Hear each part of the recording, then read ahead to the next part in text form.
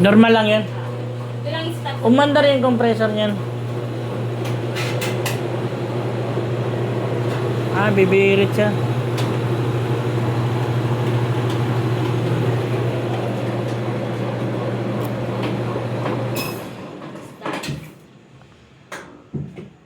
Naglog yung puti. Yung takip. 410A. Mang aircon ah.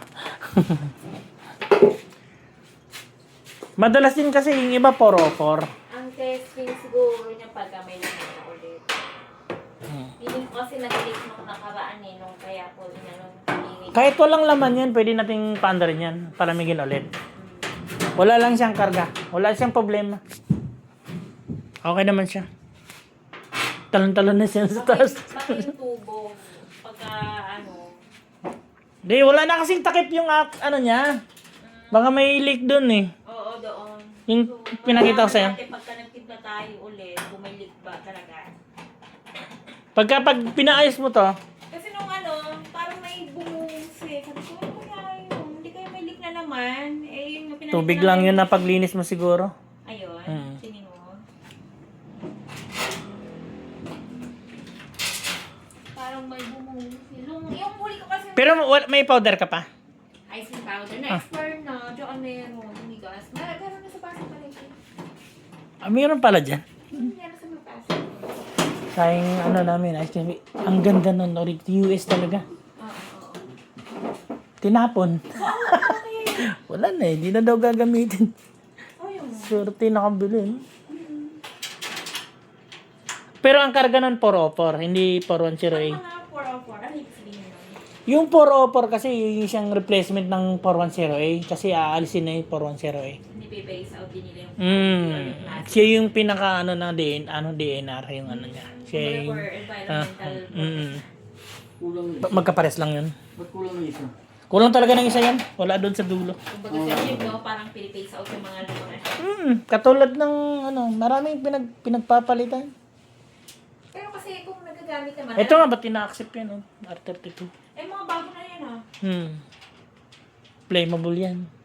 Pagka sinabi mong flammable, Maaring masunog. May magkaroon siya ng caution na sumasabog. pero kaya bang nila, tingnan mo, 10 years, compress. Oo, siyempre. 5 years is per parts. Ano yan pang-inganyo eh. Pero ano ba talaga, kung ilan ang kanilang Ito naman, itong basag na to, nasobran lang to sa higpit. kailangan higpitan kasi pagka hindi mo nilapat yun dyan, lalabas yung ice cream, tapos tumutulo dito. Nag-leak siya. Tingnan, kakalasin natin yan. Ayan kasi siya, Hindi siya lumalapat. kailangan nakalapat para, kasi iaano mo yung ice cream lalabas naman yung liquid. Dapat yan lalak niya. Okay.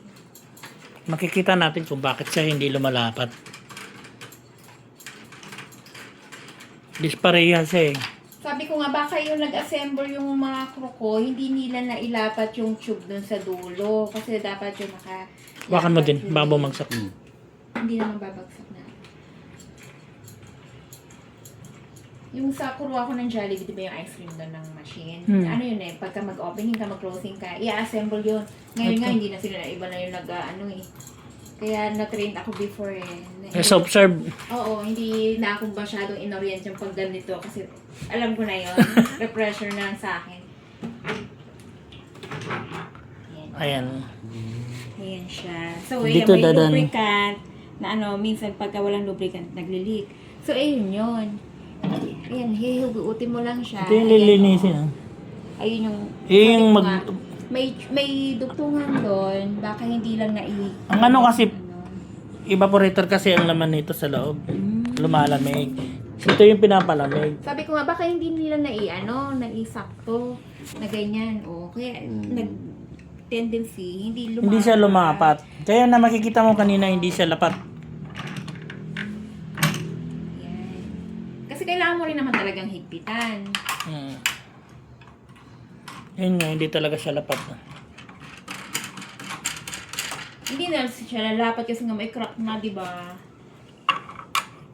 Pwede may tiban yan. Epoxy. Epoxy steel. Para Kaya ano? sabi ko nga doon sa technician, since naman sila ng mga ganito, baka yung sa supplier may contact sila, ito lang yung papalitan na spare parts. Eh, wala pa raw siya nakikita. Hindi okay. Wala. Magana naman siya eh.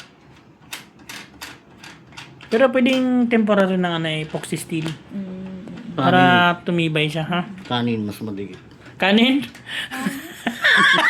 Panira ka. Sinanag. Ang brand nito. China